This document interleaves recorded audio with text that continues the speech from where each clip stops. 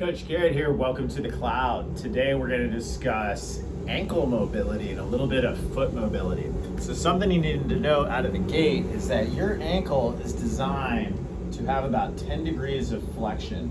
So meaning if we're at about 90 degrees here, it should be able to come farther. I have about 90 degrees and I can see weird stuff's going on through my feet. So just the ability to dorsiflex your ankle is everything. The other big thing is that your hip mobility and your ankle mobility are tied together. So how well I can drive this knee forward over my toes is also in relation to how tight this ankle is and how tight this hip flexor is. So our objective today is to loosen up your calf, kind of wake up your anterior tibs to get your ankles feeling a little bit better. So first things first, we're gonna start with a little foam rolling. If you've got a foam roller, we're gonna cross one leg over the other and use your arms. So my butt is off the ground. You can sit down, but the more my hips are up, the more I'm gonna get out of this, the more weight I can put into it. And so foam rolling at the calf is okay. You know, you can get as much weight in there as you can. It generally will massage and break it up a little bit, but it's not gonna give you everything that you want out of it. However, I do like the idea of getting that pressure on it, finding a tight spot, and beginning to work these little ankle circles. So right now, let's just make about 4 or 5 circles each direction. So right now, I'm just kind of mid-belly of the calf. I'm using my arms to help my posture out as much as possible. Can I just break up that kind of common area where I get tight? I hear a lot of runners and triathletes complaining about tension up and around the knee. So just getting into those ligaments and massaging that stuff out. It's hard to stretch a few of these things or to mobilize that ankle. So just going through, breaking up that connective tissue and beginning to warm up the ankles. This is about as much as I like to do calves, and typically I'll kind of be pretty quick with this. Like I said, it's just the idea of massaging that, engaging the tightness of the calves and the backside of my legs. But cycling, running, all of it is gonna make sure that that ankle joint is nice and tight. Typically, I also see a lot of people who one of their feet is a little bit more messed up than the other. So as I showed you with my ankle, a couple old high school injuries, I used to sprain my ankles a lot. I still have, you know, the trauma from that, so to speak, but I've gained enough ankle mobility and stability that it's a non-problem now. So just because you've had injuries or old injuries doesn't mean that you can't still make gains. So all I did right there is we massaged, you know, about 4 or 5 times up the length of the calf. Then we add those ankle rolls in, okay? Also a little bit challenging on the posture. From here, we're gonna flip onto your back. And we get onto your back, a big thing about these ankle circles is if we're in this hip flexion that this is pulled in here, this is the way this ankle works with the same side hip. So now can I make those ankle circles? And look, my foot doesn't like to do this top range. It's hard for me to bring that pinky toe up as high as you can. So I am working on that range. So right now, with that right knee pulled into your chest, can you make 10 circles as big as you can? You can relax that head all the way down to the ground if you can. So what's beautiful again is this hip flexion takes your leg and the ability for your femur and your upper leg to want to rotate for you. So we're just gonna do 10 circles each way. And what's great is I already feel the reins-like muscles. Everybody's focused on these big muscles. It's these reins-like muscles that really matter and add up. So I've got 10 each way. I'm gonna go ahead and switch to the other side. Now that I'm on the other side, same idea.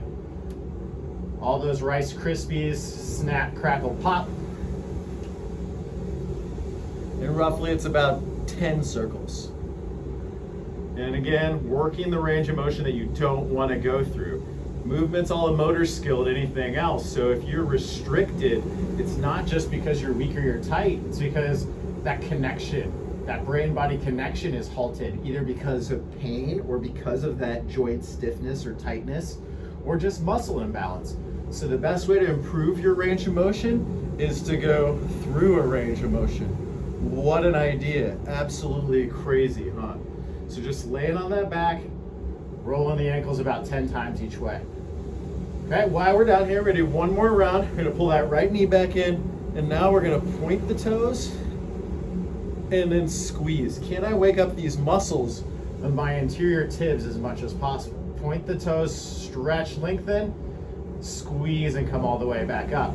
I've seen a lot of help with improving dorsiflexion in cycling, the ability to access all those powerful muscles of your quad and of your hip, because your lower leg isn't fighting to do all that kind of stuff. And what's funny is these muscles up in here, these anterior tib ones, will begin to wake up. They'll be continued to burn a little bit, and I can tell how much I get stuck. Our shoes, everything will change our gait. I'll make another video showing you the toe separators, but I even wear things to separate my toes and to help me wake up the bottom part of my feet. So again, we're just working on 10 of these dorsiflexions. Can I plantar flex and point? And then can I get a good squeeze? Each time, it's roughly about 2 seconds. And again, this big toe might want to come up more. Can you squeeze up through that pinky toe, though, as much as you can? Just warming up that big range of motion. Again, mobility and flexibility are different, because what muscle is this working on flexibility for? You could argue your calf, but I'm looking at it as mobility of the ankle joint. Can I wake up the muscles of the anterior tib, and can I relax and get the muscles of the back of the leg, the calf, and everything else back there, loosen it up. All right, so I've got, a little bit of rolling in there. Now can I tie that ankle mobility into the bigger point? Can I get it to the whole back side of the legs with my calves and with my hamstrings? So from here, let's establish a good push-up position, and then you're going to walk your hands back towards your feet. You're gonna walk those hands back towards the feet. So as good as your forward fold is, just try to relax into it. Halfway lift, push those hands into your shins, flatten out the back through the crown of the head. Then again, fall forward as much as you can. You can almost reach behind you. So now, if those ankles are a little warmed up, they can allow you to get deeper into that back side. You'll crawl all the way back forward, establish that good plank. Shoulders over wrist, hips are squeezed tight, nice and strong, pushed up. I'm all the way forward on my toes, so I have to get that good plank, and then we're gonna walk it back. Again, is that forward fold getting a little bit better? Those hamstrings lengthening. From here, crawl all the way back forward, establish the plank.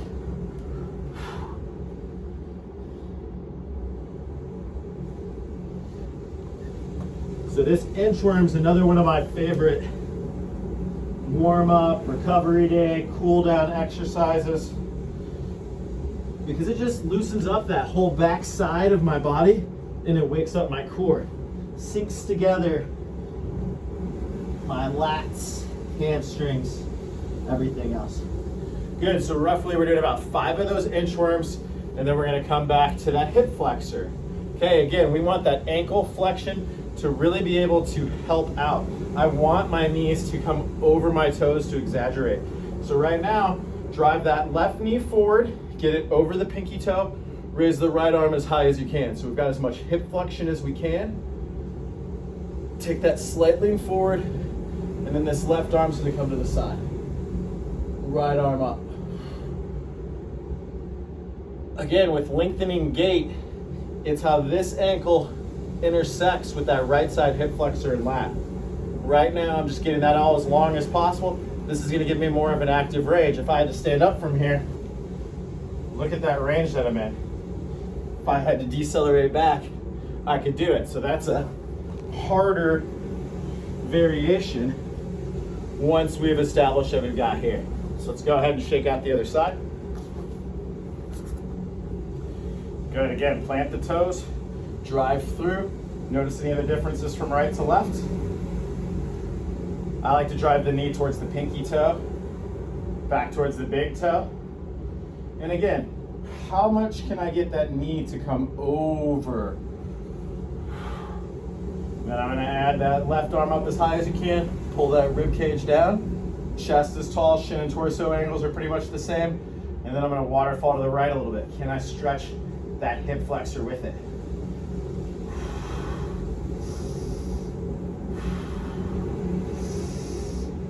Find that soft body, find the breath behind it.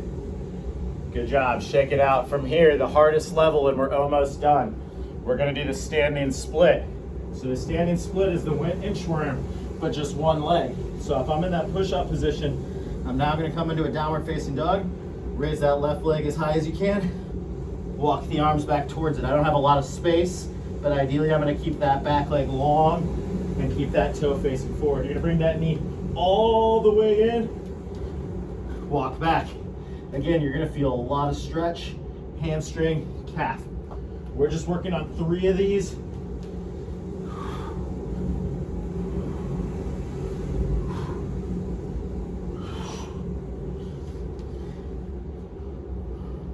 Good, and right here, just to show you the end range, the ideal one, you're gonna get those hands as close to your feet as possible.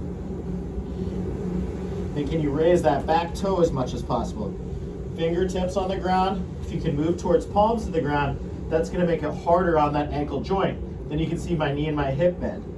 The more I can lengthen that leg out, and this is gonna help you feel how that ankle feeds into that calf, feeds into the hamstring, and then goes to that opposite hip.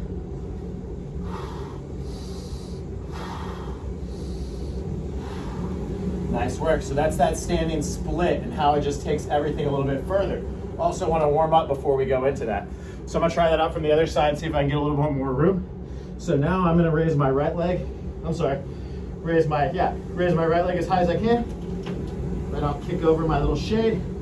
Walk the hands back, keep the hips as level as possible. All the way forward, pull that knee in. Wipe that knee, wipe your nose with that knee. Raising the back leg. Hips staying level.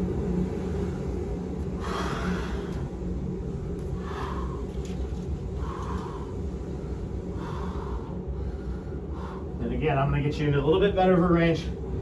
So now in this standing split, can I keep my palms in the ground? Raise that back leg.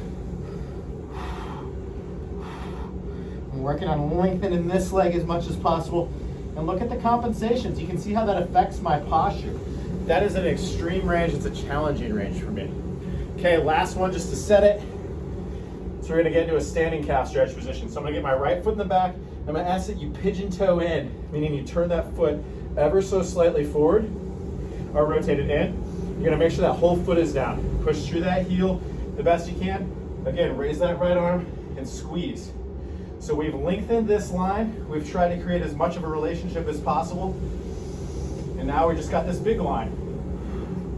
Again, find all of the posture, big toe down, pushing back through the heel, right arm nice and long, engage that rib cage to come down, raise the right rib cage to waterfall, get as much flexibility through that hip flexor. The more I drive that left knee forward, the better. You can take your eyes back to the left, take your eyes up to the right.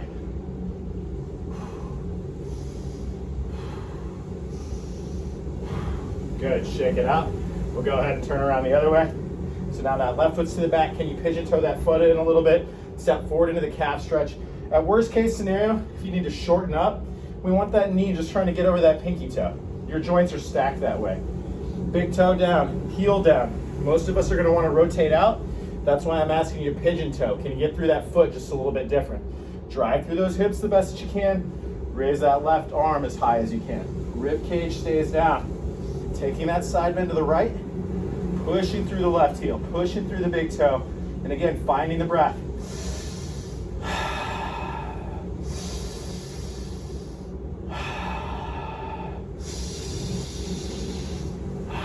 So lots of tension, big range, soften and breathe behind it. So real quick, kind of ankle, hamstring, calf flexibility, basically the stuff that runners and cyclists and triathletes need.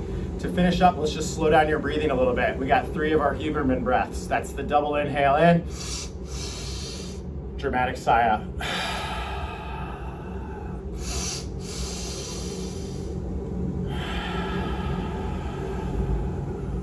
Can I fill my lungs all the way up? And can I make the exhale slower, more dramatic? Can I gain control of this? Do this anytime you feel your heart rate get high, you get stressed. So take that out to your training, but also to your life. Right now, I'm still technically exhaling. I'm slowing down. Good, now can I just soften my breath? It can be as easy as that. That is breath work, that's awareness. Get ourselves switched into that parasympathetic or recovery state of mind. We'll get that recovery breath coming. I know a lot of you got graces coming up. We got this, let's go.